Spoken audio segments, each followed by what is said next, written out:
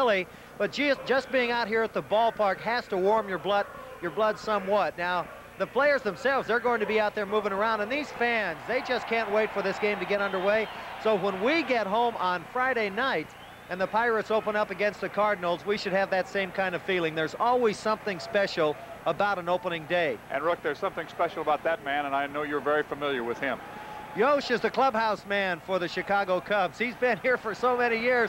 Look at this. He's probably always been wanting to get out there and throw the ball, and there he even threw a strike.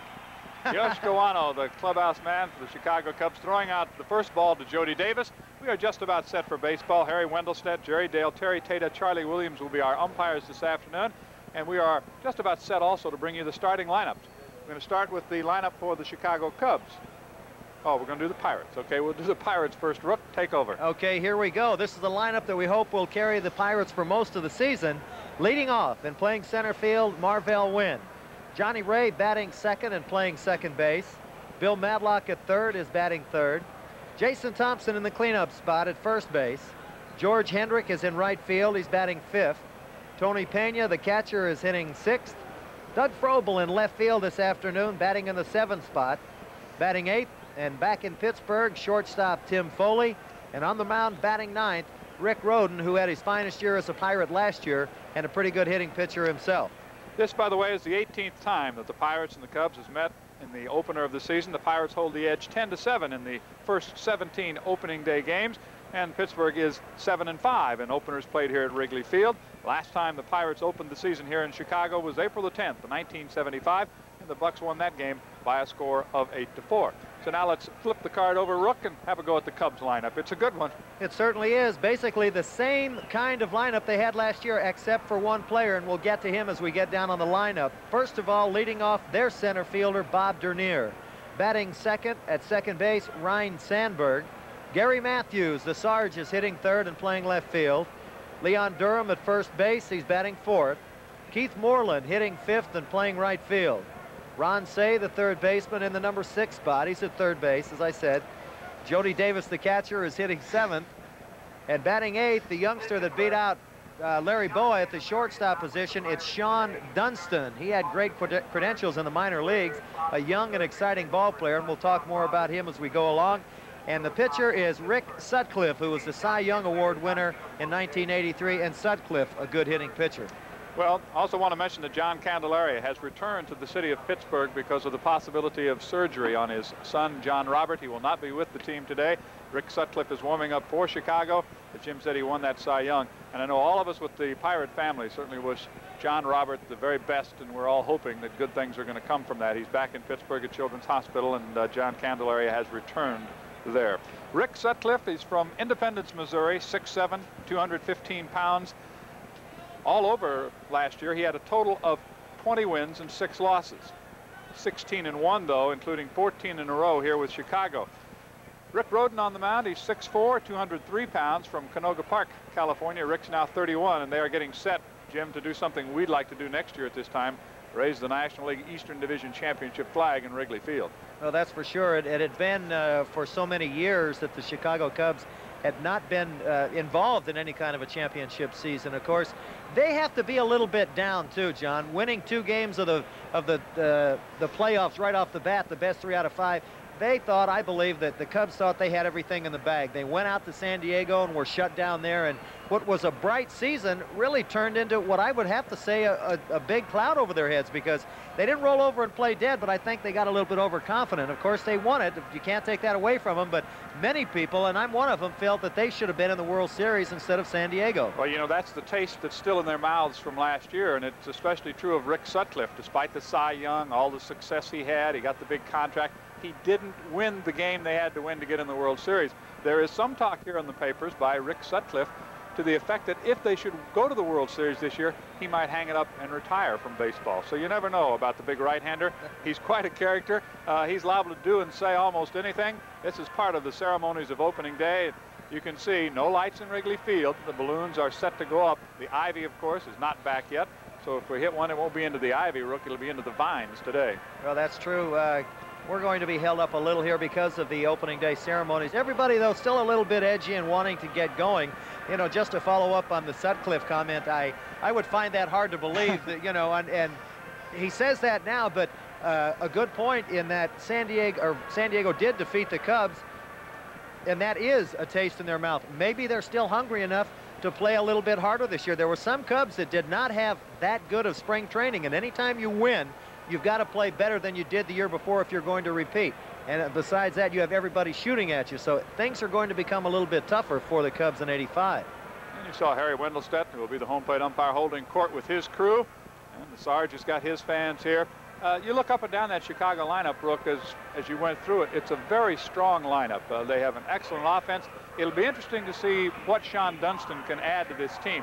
The one thing that he is automatically going to bring is a lot of team speed because they've depended so much on Bob Dernier in center field, Ryne Sandberg at second for the speed. Now if you put a Dunston in the lineup and you put him down in that number 8 spot, and he adds some speed to your lineup, he can also help you offensively, I would think. Well, that's true. Normally, Larry Boa, who had been the shortstop in the past, does not run as much as he used to. And once you got past those first 2 people in the lineup, Dernier and Sandberg, you didn't have to worry about the rest of the guys trying to steal bases on you. But now when you throw in a Dunston in the lineup, they can kind of recoup a little bit of that lost speed at the bottom of the lineup.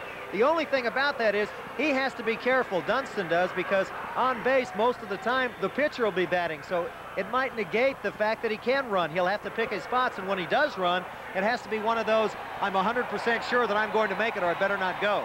And celebration in Wrigley Field. The National League Eastern Division champions. Guy came within 1 game of going to the World Series. So they have some things they'd like to do this year. The National League East overall, Rook, I think looks very good this year. You've got to figure that the Mets are going to be very strong offensively as well. I think the only question about them has to be their pitching situation. The Cardinals and the Expos, certainly a lot of question marks because they've made some changes. They don't have Bruce Sutter in St. Louis anymore. So I think they're really kind of unknown quantities in our division. And I'm also not real sure about the Phillies, where they're going to stand. They're maybe a little healthier than they were last year, but it'll be interesting to see what they do. Well, I have a tendency to agree with you. I think with the emergence of a Mets ball club and the Chicago Cubs, it replaces a couple of teams, and you might even throw the Pirates in there to a degree because the Bucks didn't play all that well last year.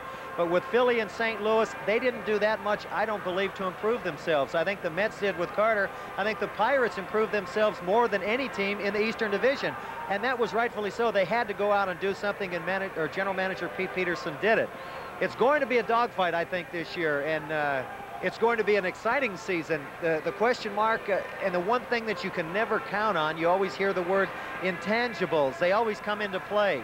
Are the Pirates going to be healthy? Or for that matter, are all the teams in the division going to be healthy? And that is a significant reason or problem that can either win or lose a division for you or keep you competitive. The Pirates can be there because the talent's there. It's just a matter of whether they come out and do their jobs. Chicago a year ago, 96-65, champions of the East. However, one team in the National League held the edge over Chicago in the season series. That was the Pittsburgh Pirates. They won 10 of the 18 games. They were 6-3 in this ballpark. And some of our players who didn't have big offensive years had some of their best success right here in Wrigley Field and some of their best offensive success against the Chicago Cubs. So we'll see if the Pirates can continue that. Chicago coming out of spring training with an outstanding record.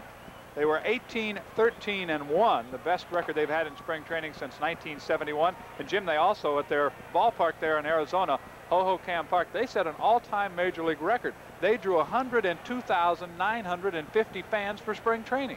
That's a very amazing figure, and I guess it just shows that when Chicago came through and won, a lot of their fans went west and vacationed this spring. Here's Marvell Wynn. He's been bothered a little bit by an injury. He was certainly questionable for today's game, but he's going to get out there and give it a go, see what he can do. Last year, a .266 average on the season.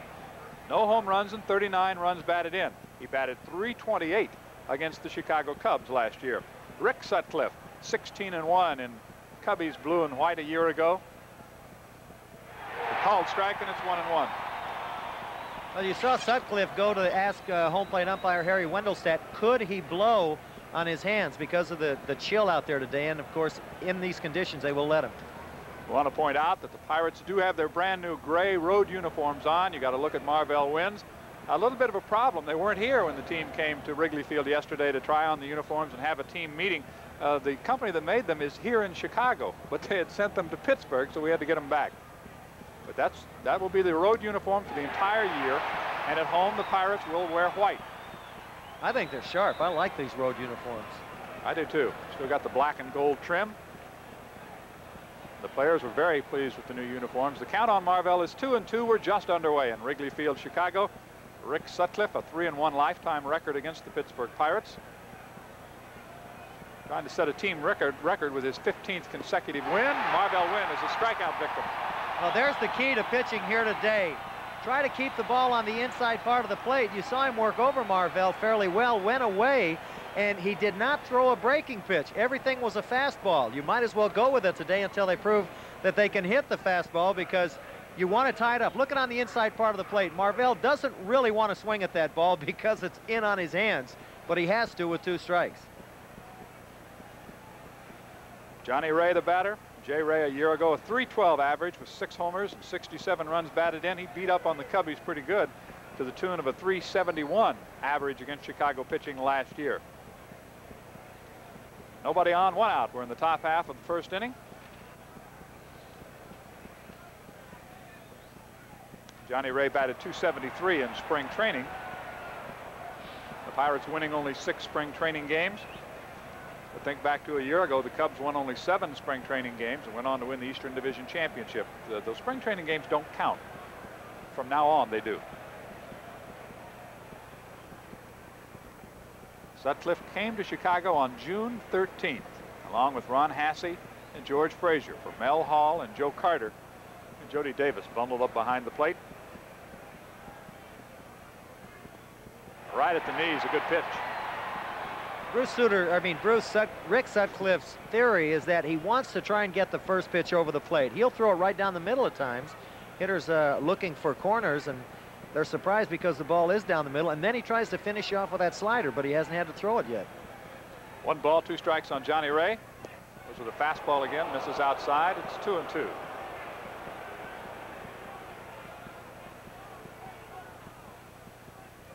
Take a peek at the catcher. Going to say, with his chill in the air too, the pitchers will have a little more difficulty gripping the seams of the ball and making the ball break. Manager of the year, Jim Fry. They swept all the awards here in Chicago. They had the manager of the year, the executive of the year, won the Eastern Division Championship, the MVP, and the Cy Young. Had to build a new hardware, or a new trophy case for all that hardware. Full count of 3-2. You mentioned earlier the smallest thing of all is the ring. That's the one they would have rather had than any of those other awards. Johnny Ray hits it into center field. A long run for Dernier, but he gets there. Bob Dernier with good speed, able to track that ball down, and the wind is blowing basically in from right field, so that got up in the wind, and Dernier was able to catch up with it. Well, there you see Bob Dernier. He can really fly. He's a great outfielder, and a bit of a cradle catch there, looking up in the sun somewhat. Center field is it's tough to hit him out of here straightaway center. With that wind, John, we're going to see maybe a lot of fly balls that are caught today that the next trip in here, they'd be home runs. Bill Madlock back in the lineup a year ago, played in just over 100 games, batted .253, 4 homers and 44 RBIs, hit 2 of those home runs against the Cubs. On the corner, called strike. Sutcliffe had a good spring. He was 3-0. Rick last year against the Pirates was 2-0, and he pitched the clinching victory against the Bucks in Three Rivers in September, the one that locked up the Eastern Division Championship. He finally went to the slider and missed. Finally. That picture of Bill Madlock, that look on his face, will kind of tell you the feeling here. With that wind and the chill, your eyes will tear up a little bit. There you see the rookie Sean Dunston, the shortstop. Had to have some help to find the clubhouse in Wrigley Field. Again, he goes to the breaking pitch, and again he misses. So it's 2 balls and 1 strike, 2 outs, nobody on. We're in the top of the first inning here in Wrigley Field, Chicago. Opening day, 1985. Sutcliffe is a real thinker out there. He didn't use the breaking ball early, but with 2 outs, he says, let me try it and see how it works. And back to the fastball. Madlock got a piece of it. Capacity crowd in Wrigley, where capacity means somewhere around 38,000. We're expecting close to 40 today, and it looks like most of the seats are filled. There will be no lights in Wrigley Field. I guess you have to think about the future of this ballpark, what the Cubs might eventually do. There's some talk that they might go and build a brand new ballpark someplace. Full count on Bill Madlock of 3-2. Ryne Sandberg